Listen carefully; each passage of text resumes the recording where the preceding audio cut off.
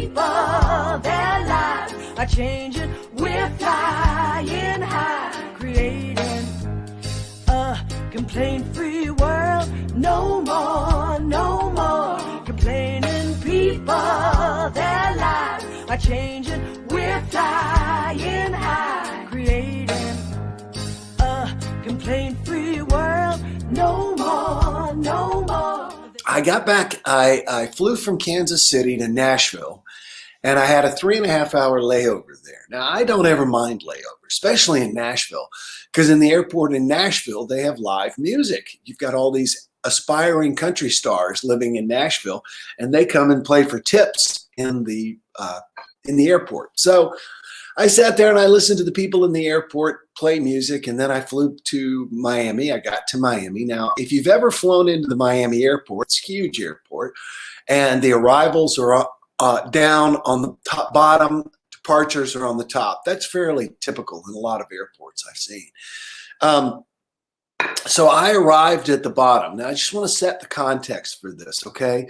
When you arrive, it's this, the airport, of course, is sort of circuitous, and it also turns, etc. So it's not just one area when you arrive. Arrivals start and go on for almost a mile, weaving underneath. And when you land,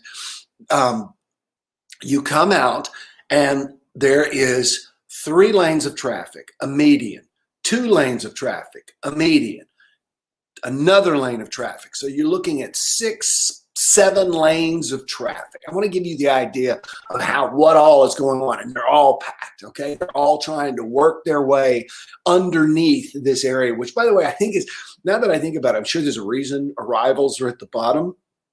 But the problem is you're under there there may be, I don't know, 2,000 to 3,000 people all waiting on cars. And then you've got 300 to 400 cars all in this semi-trapped area with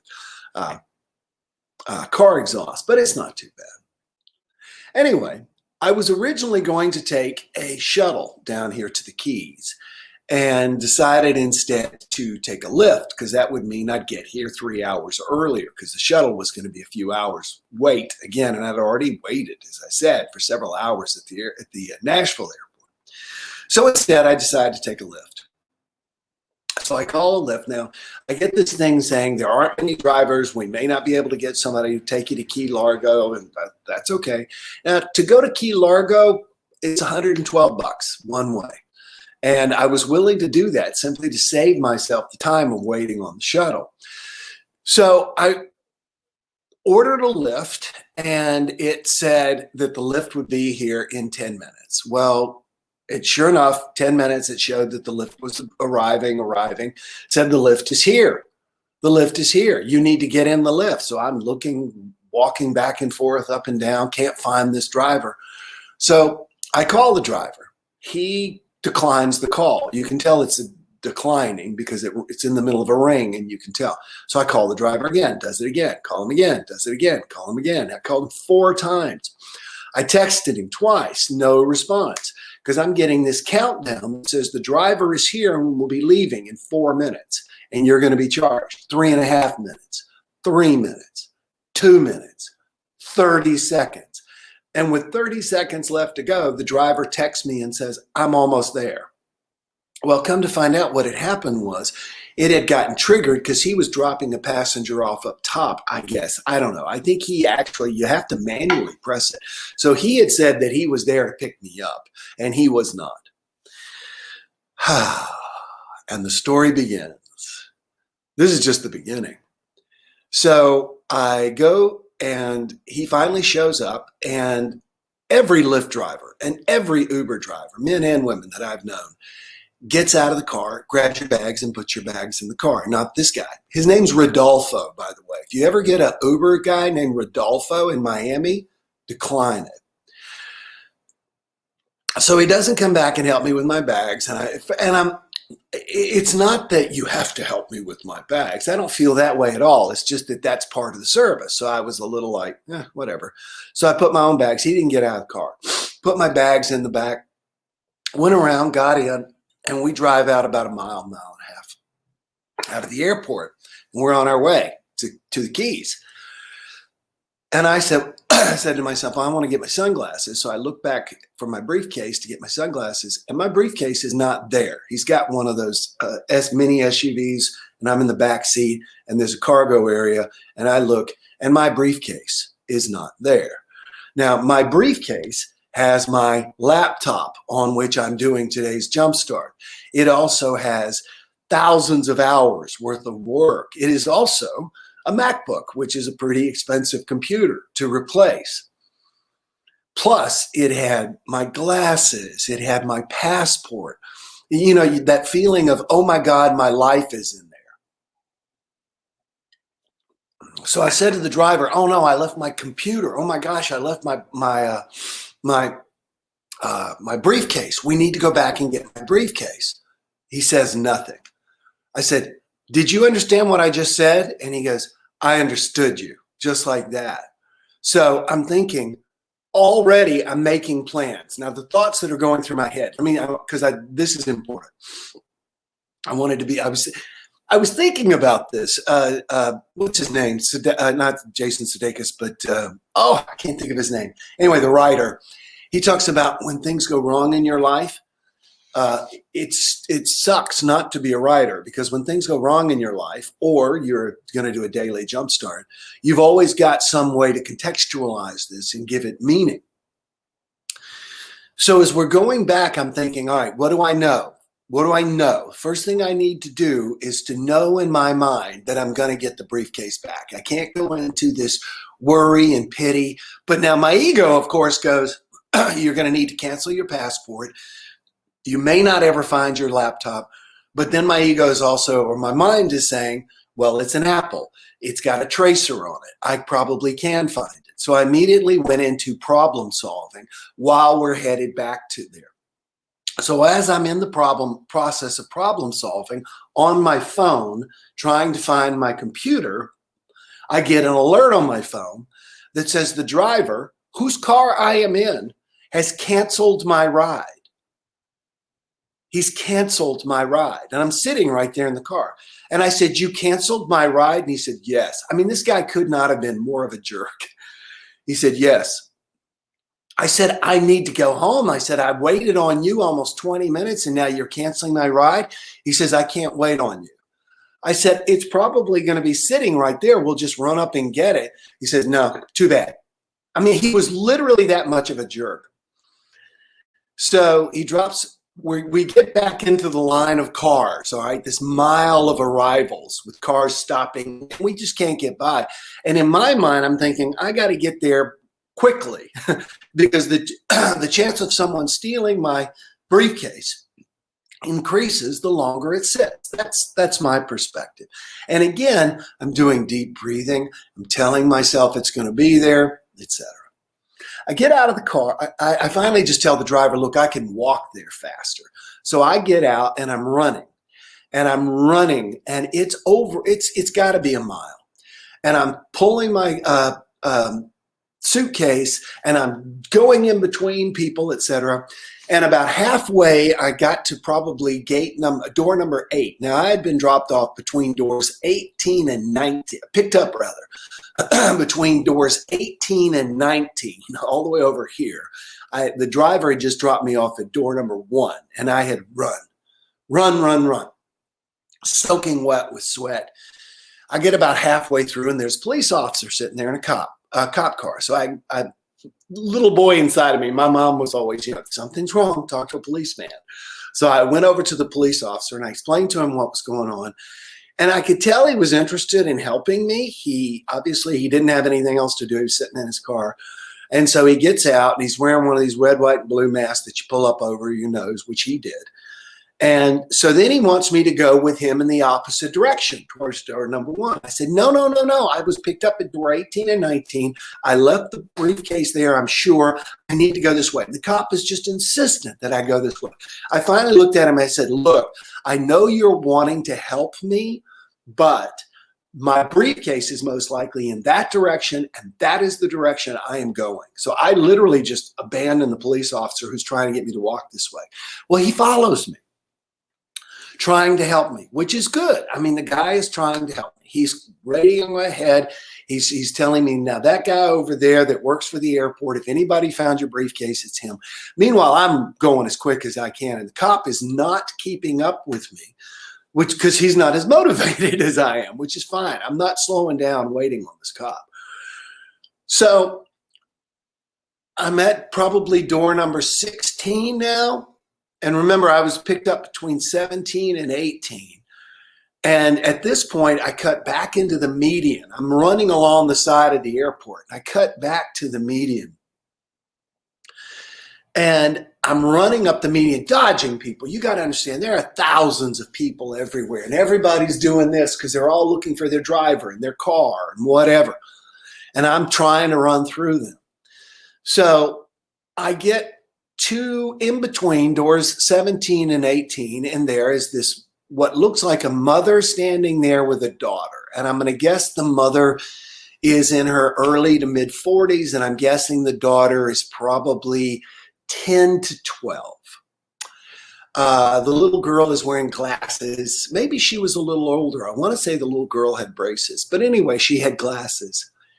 And in between them, lying on its side so that it's up, so that you can easily see it, is a gray briefcase, identical to mine.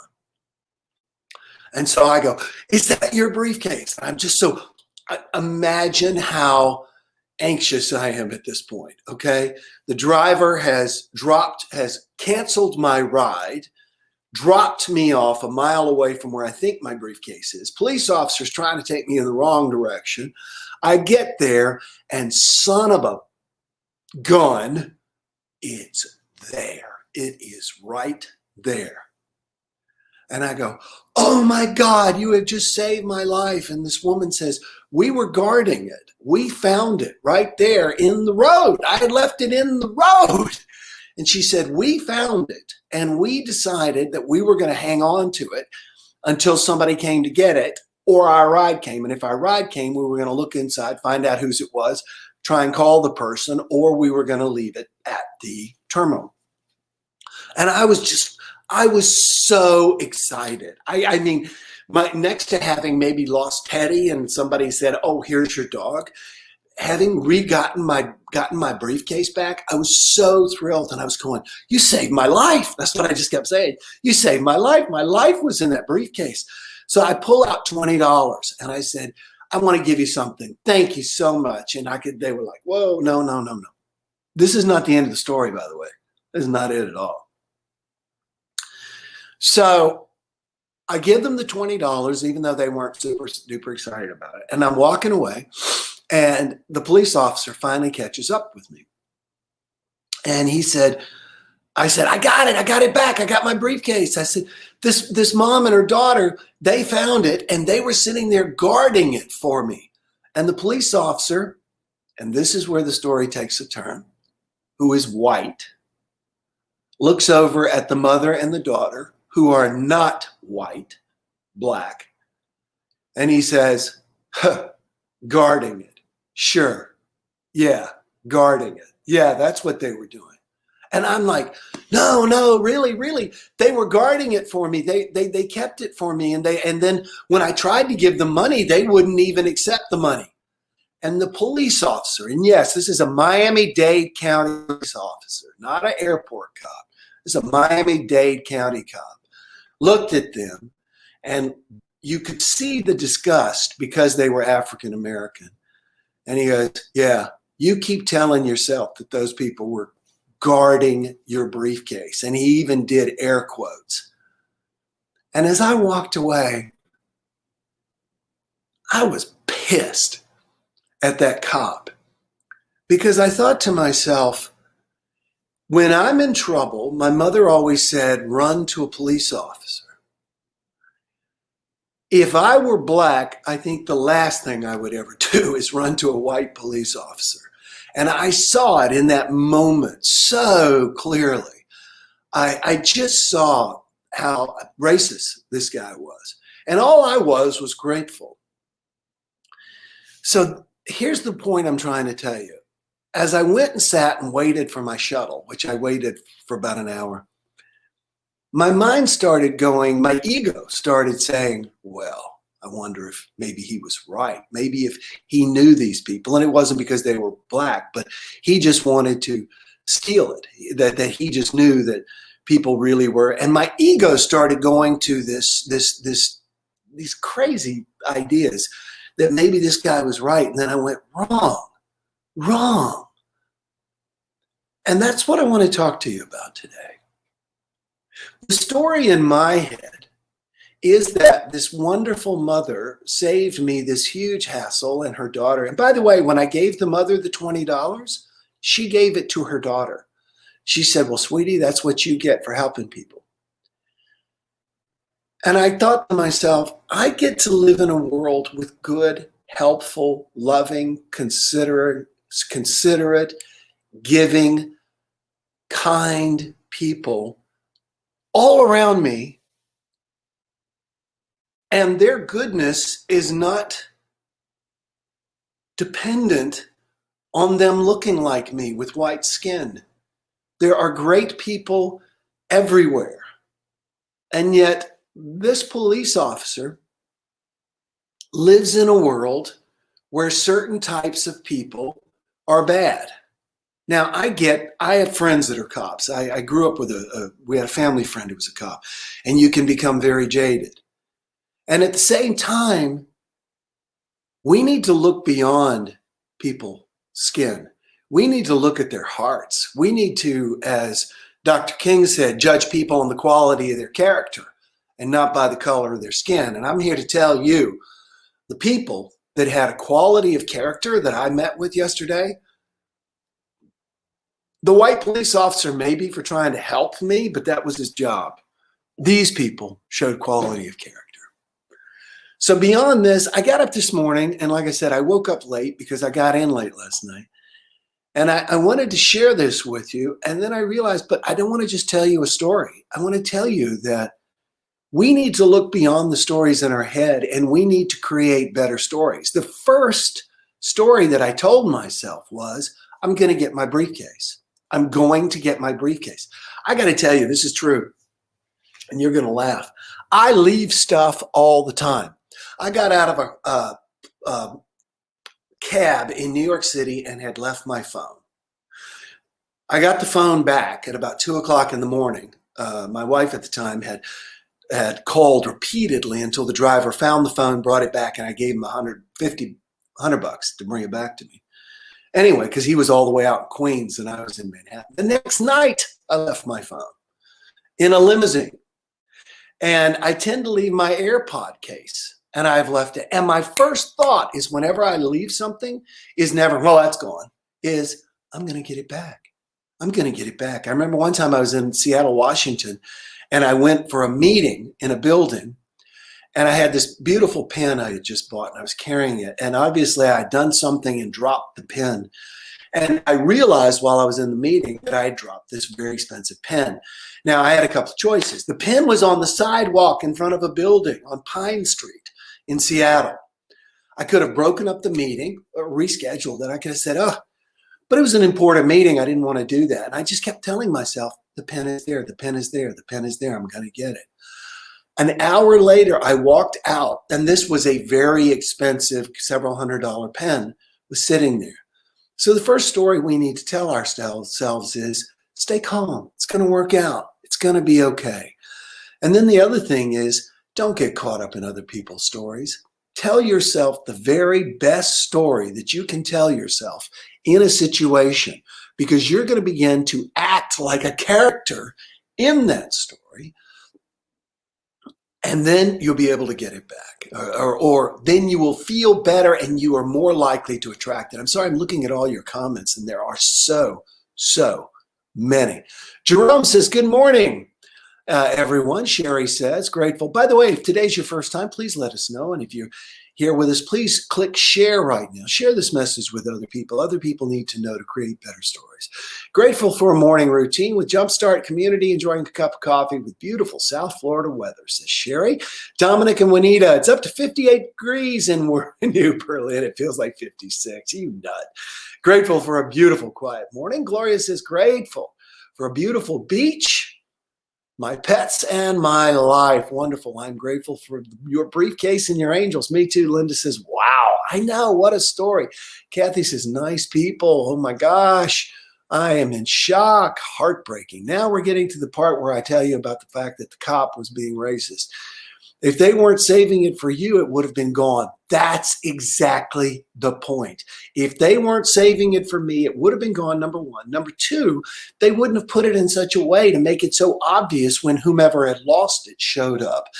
Courtney, hey, Courtney, I am grateful I have food to eat. So many people here in the world have nothing to eat. Good morning from Montego Bay. Always great to hear from you down in Montego Bay. Sorry you ran into a bad egg. The police officers I work with are angels. Gloria, I am glad to hear it. Yes, the thing is, when something like this happens, we hear about it. And on the one hand, we tend to go, we can't paint all police officers as bad because they're not at all. But yeah, there are some people out there who are racist police officers, and that's when we find out, that's when we see beatings and things like that. Jennifer says, I was not expecting that. Linda says, hooray for good people. There is such good in the world. I agree. Good mama. I think that was Jennifer when I said that I gave the money to her and a mother gave it to the daughter. Such an amazing story about deep-seated racism in our country. The policeman was wrong. I agree. Here's the thing. Police officer doesn't think he was wrong, racist. Police officer thinks he's right, unfortunately, and that's the sad thing. So heartening that our police who still think that way. I agree, Ed. It's kind of frightening. Willow says, Ed Wilmot, it's what the police see every day and they become jaded. Probably a very good point. Shared says, Willow, thank you. Willow is the first one to click share this morning. I love this. Thank you for sharing. I'm working hard on changing my stinky thinking to only be positive. You know, it is so easy. I'm reading this book on dialectical behavior therapy. And it's all about wanting to become able to control and regulate your emotions. And when this was going on, regulating my emotions was very difficult. But I also knew in that moment, I was telling myself that this is an opportunity not to lose it. I told the driver, I told him, I said, this is unacceptable from a Lyft driver. I said, I'm going to call Lyft and complain about you. He didn't say anything. I didn't. I just let it go. You know what? The more you stir the pot, the more the stuff stinks. There are so many comments here, everybody. Makes me think of your pet bird story, Mima. Yes, it is. Very similar, actually. Good morning from Kansas City, says Jamie. Hope everyone's having a wonderful day. I do too. My daughter left a camera on a New York City cab, says Willow. Then a woman who got in the cab made it a mission to return it and did from Venezuela. Wow. Ed Wilmot says, the myth of ages past guided people for centuries. We no longer have myths and stories to guide us. Musicians and artists try their best. I agree with that. We've also got people like me. I'm trying to do that. That's what I'm doing. Bigotry is so ugly, says Shirley. Grateful for unbiased people. People still looking on the outside for what they don't have in their selves, in yourselves. Christelle says, often Indian people get treated bad here in Australia. Well, that's true. When they shop in my store, I treat them very nicely, and they always seem so very grateful and happy. I read, by the way, Mima says shared. Thank you so much. Wonderful book. The history, it's history of America, but it's written from a Native American perspective. Great book, very depressing, but it really talks about in every country, there's a them. There's a bad, they are always considered to be them the minority. Dirtier, less educated. And their men are often out to impregnate the ruling class's women in a way of weakening the race. And this has gone on for thousands of years in cultures. This is just, America is just the most recent. Gloria says shared. Mima says shared. Who else is going to click shared? Jennifer, good to see you. So true. Our quality of life begins and ends between our ears. I heard that. Will that help you stop crying? Christelle said. Not exactly sure what you are asking. You mean DBT, dialectical behavior training? I'm not exactly sure what you're asking. Lorna, good to see you. Only arrived here, so not sure what the convo is about. Picking it up, so hi. Hi, good to see you. Linda Starn says hi. We've gone 10 minutes over time this morning, friends. I'm sorry for that, but I did so want to share that with your story. And the way we get this story shared to help other people is you click share right now. Click share and tell your friends if you would. Lorna says she's in the Scottish Highlands. I love this. We're in so many wonderful places. I'm here in the tropics. We're in the Highlands. We're in Ireland. We've got people from Australia. Thanks, everybody, for joining me this morning. I look forward to seeing you again tomorrow. I'm going to go make myself another cup of coffee and try and wake up. Listen, whatever happens, tell yourself the best possible story. My ex-wife, Marty, I still consider to be just a wonderful, wonderful person. She is the most Pollyannish person I have ever met. I always say that she's the person Pollyanna calls to talk to when Pollyanna's in a bad mood, because Marty is always going to put a good spin on it. Give it the best spin you can. Yes, that jargon we were talking about, controlling emotions. Oh, DBT training is awesome. Yes, I highly recommend it. If you have trouble with controlling your emotions, check out the DBT workbook, Dialectical Behavior Training Workbook. Very easily written, very easy to work through and to go through. And it's very helpful. If you grew up in an abusive and angry family with a lot of shouting, etc., it helps you work through and figure out a lot of your stuff and work on your own skills. All right, everybody, I could talk all day, obviously, because I love being with you. Thanks so much for enjoying today, sharing your energy and your love with me today. And I look forward to seeing you tomorrow. Bye-bye. No more complaining people. Their lives are changing. We're flying high, creating a complaint-free world. No more complaining people. Their lives are changing. We're flying high, creating a complaint-free world. No